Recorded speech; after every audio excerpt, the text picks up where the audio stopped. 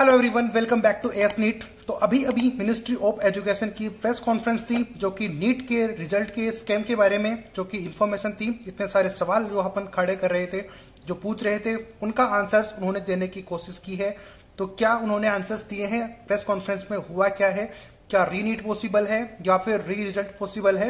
इसके बारे में बात करेंगे। उससे पहले वीडियो को ज्यादा से ज्यादा शेयर कर देना, सब्सक्राइब चैनल को कर देना, क्योंकि इसी तरीके की अपडेट्स हम आपके लिए लेके आते रहते हैं और क्या एग्जैक्टली होने वाला है उसके बारे में अपडेट देते रहते हैं। फेसबुक के ऊपर भी लिंक मिल जाएगा, डिस्क्रिप्शन बॉक्स में अपडेट मिलती है, तो वहां पर भी आप फॉलो कर सकते हो हमें। और यहाँ पर यूट्यूब के ऊपर भी आप हमें फॉलो करके सब्सक्राइब जरूर कर लेना इस तरीके की अपडेट के लिए। काउंसलिंग के ऊपर भी बात करेंगे, बट प्रेस कॉन्फ्रेंस में जो जो क्वेश्चंस पूछे गए हैं उनका क्या आंसर्स किया है वो मैं आपको बताता हूँ और समझाता हूँ।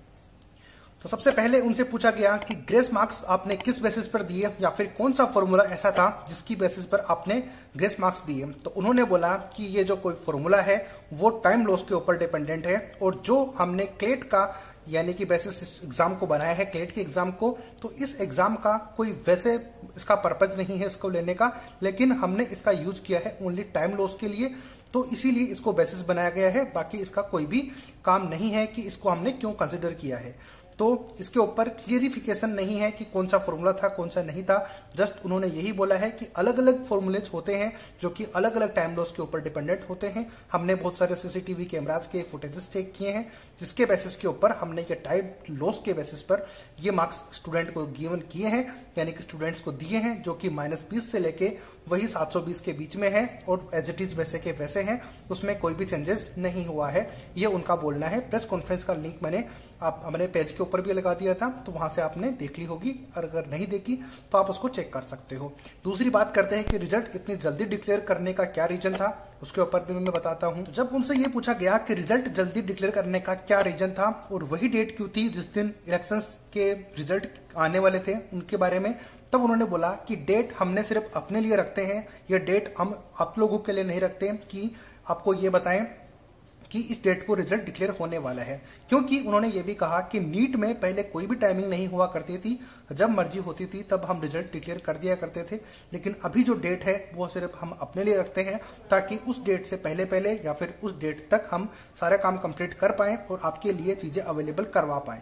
उन्होंने इसका एग्जाम्पल दिया जेई एग्जाम का, जिसमें कि उन्होंने कहा कि इनका रिजल्ट हमने 11 दिन के अंदर ही प्रिपेयर कर दिया था और अवेलेबल करवा दिया था। तो ये कोई बड़ी बात नहीं है कि हमने नीट एग्जाम का रिजल्ट जो है 28 या 29 डेज के अंदर में आपके लिए प्रिपेयर कर दिया और आपके लिए पब्लिश कर दिया। तो इसका रिप्लाई उन्होंने ये किया है कि जल्दी रिजल्ट क्यों किया गया है, जो कि मानने वाली बात है, इसको मान सकते हैं। नेक्स्ट क्वेश्चन क्या था? तो जब पूछा गया उनसे कि सॉल्यूशन क्या होगा ट्रांसपेरेंसी का, यानी कि ट्रांसपेरेंट रखने के लिए चीजों को क्या कर रहे हो आप, तो उन्होंने कहा कि हमने 4 मेंबर्स की एक टीम बनाई है जो कि सारी इंफॉर्मेशन कलेक्ट करेगी जिस जिस सेंटर पे प्रॉब्लम हुई है, और उन्होंने सबसे ज्यादा फोकस किया है उन 6 सेंटर्स के ऊपर जहां पर प्रॉब्लम हुई है। तो उन 6 सेंटर्स पर करीब 1600 स्टूडेंट इफेक्टेड हैं और उन्हीं के ऊपर कंटिन्यूसली वो बात करते हुए नजर आए, और ज्यादा कुछ इन्फॉर्मेशन बाकी स्टूडेंट के बारे में वो किसी की भी बारे में नहीं बताया कि बाकी स्टूडेंट पे क्या इफेक्ट होगा। हालांकि एक क्वेश्चन उनसे पूछा गया था, उसके बारे में अपन बात करेंगे, लेकिन उन्होंने ये बताया है सोल्यूशन और ट्रांसपेरेंसी के बारे में कि 4 मेंबर की टीम बनाई गई है जो कि सारी इंफॉर्मेशन कलेक्ट करेगी, हम उसको चेक करेंगे। उनको 7 दिन का टाइम दिया गया है, 7 दिनों के अंदर वो सारी इंफॉर्मेशन कलेक्ट करेंगे और हमें बताएंगे। उसके बाद में 2 से 3 दिन के टाइम के पीरियड के बाद में हम आपको फाइनल डिसीजन बताएंगे कि क्या होने वाला है या फिर एक्चुअली में हुआ क्या था और किस तरीके से रूमर्स चल रहे हैं या फिर रियलिटी आपकी स्प्रेड की जा रही है। तो इसके ऊपर डिसीजन की बात करेंगे कि रीनीट पॉसिबल है या फिर नहीं। तो उन्होंने बताया कि अभी ये टीम बनी हुई है, ये टीम जब काम करेगी, यानी कि 7 दिन का हमने इनको टाइम दिया है, उस टाइम पीरियड के बीच में जो ये इन्फॉर्मेशन कलेक्ट करते हैं, जो हमारे पास डेटा होंगे, उसके बेसिस पर हम डिसाइड करेंगे। उसके बाद आपको फाइनल बता दिया जाएगा कि रीनीट होगा या फिर नहीं, या फिर री रिजल्ट डिक्लेयर किया जाएगा या फिर नहीं, और अगर एक्चुअल में रीनीट होगा या फिर नहीं होगा। इस क्वेश्चन के ऊपर उन्होंने क्या बोला है वो मैं आपको आगे बताता हूं कि कुछ और क्वेश्चंस के आंसर उन्होंने दिए हैं। इसके बाद में उनसे ये पूछा गया कि इसके ऊपर काउंसलिंग इफेक्ट होगी या फिर नहीं, कि लेट्स सपोज कि अगर काउंसलिंग स्टार्ट हो जाती है, बच्चों को एडमिशन भी दे दिए जाते हैं, तो उसके ऊपर क्या इफेक्ट होगा इन ये जो आपने टीम बनाई है, ये जो इन्फॉर्मेशन कलेक्ट करेंगे, इसका क्या इफेक्ट होगा बच्चों के ऊपर। तो उन्होंने बोला कि काउंसलिंग के ऊपर कोई भी इफेक्ट नहीं होगा, वो बाकी जितने भी स्टूडेंट हैं उनके ऊपर कोई भी इफेक्ट नहीं होने वाला, और ना ही उन्होंने उसके बारे में बात की। और वो सिर्फ कंटिन्यूसली बात करते रहे 1600 स्टूडेंट जो कि अफेक्टेड सेंटर्स थे, सिर्फ उन्हीं के बारे में। बाकी उन्होंने क्लियर बोल दिया है कि बाकी जगह पर कोई भी प्रॉब्लम नहीं हुई है, एग्जाम पूरे ठीक तरीके से कंडक्ट हो गई थी। फिर बात आती है कि उन्होंने बोला कि रीनीट पॉसिबल होगा या फिर नहीं, या फिर रिजल्ट डिक्लेयर होगा या फिर नहीं। तब उन्होंने बोला कि हमने 4 मेंबर्स की टीम बनाई है, वो हमें जो इन्फॉर्मेशन देगी उसके बेसिस पर हम फाइनल डिसीजन देंगे।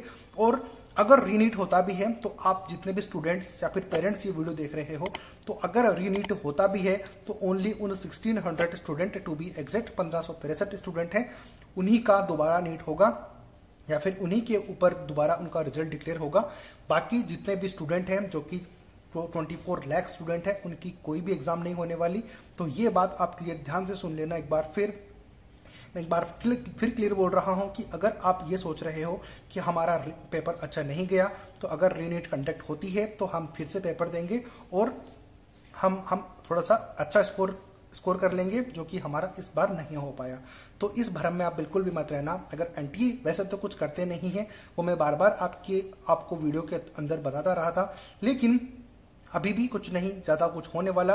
अगर कुछ होगा तो इन 1600 स्टूडेंट का या तो जो रिजल्ट है वो दोबारा से डिक्लेयर किया जाएगा पूरी चीज़ें के इन्वेस्टिगेशन होने के बाद में, या फिर ये कह लो कि इन स्टूडेंट की दोबारा से एग्जाम कंडक्ट करवाई जाएगी। बाकी जितने भी अफेक्टेड स्टूडेंट हैं उनको कोई नहीं पूछेगा, उनका कुछ भी नहीं होने वाला, वही रहेगा जो कि एज इट इज था उसके बारे में। तो ये बात आपको क्लियर समझ में आ गई होगी। नेक्स्ट बात करते हैं कि 1600 स्टूडेंट्स के अलावा बच्चे, इनके बारे में उन्होंने कोई भी इंफॉर्मेशन नहीं दी। तो वो सिर्फ पूरे वीडियो के अंदर यही बोलते रहे कि जो इफेक्टेड सेंटर्स थे, 3 सेंटर्स थे, और उन्होंने जब मास्टर के बारे में पूछा गया तब उन्होंने बोला कि वहाँ के ऊपर भी कोई भी ऐसी इंफॉर्मेशन नहीं है जहाँ पर यह कहा जाए कि वहाँ पर कोई गड़बड़ी हुई। तो हर जगह पर हमने नीट को एकदम फेयर एंड स्क्वायर तरीके से कंडक्ट किया गया है, तो कोई भी दिक्कत नहीं है। बात करते हैं उन सेंटर्स की।